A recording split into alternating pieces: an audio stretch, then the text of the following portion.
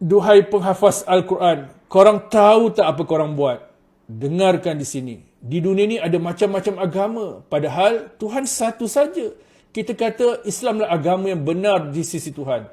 Tapi orang Kristian kata agama mereka yang betul. Begitu juga dakwaan agama-agama lain. Kita pun kata kita ada kitab Al-Quran. Al-Quran kata Islamlah satu-satu agama yang Tuhan terima.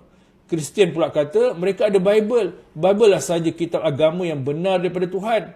Ada pula kitab-kitab agama lain seperti kitab Veda bagi agama Hindu dan kitab Tripitaka bagi agama Buddha.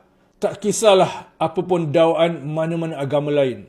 Tapi tahu tak, bagi kita satu antara bukti paling penting bahawa kitab itu memang daripada Allah, iaitu Tuhan yang satu, ialah ia kekal terpelihara ketulinan dan keasliannya daripada mula ia diturunkan sampai sekarang. Sedangkan Bible bagi agama Kristian terdiri pada perjanjian lama dan perjanjian baru yang telah mengalami banyak perubahan dan bersih.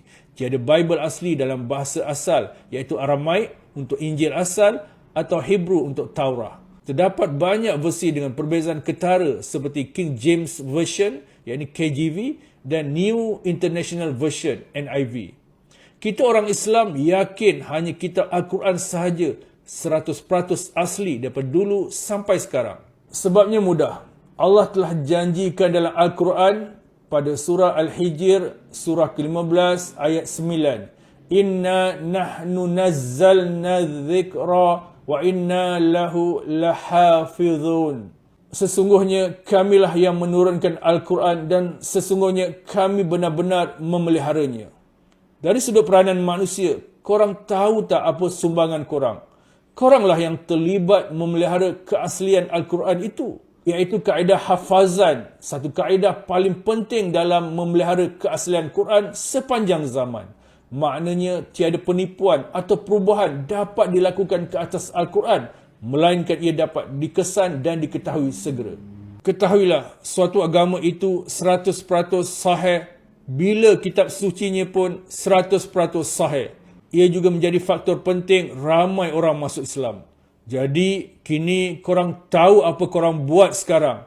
Besar ke tak besar kerja korang ni. Korang terlibat dalam membuktikan ketulinan agama Islam itu sendiri. Jadi, kuatkan semangat. Selesaikan syahadah masa umur remaja.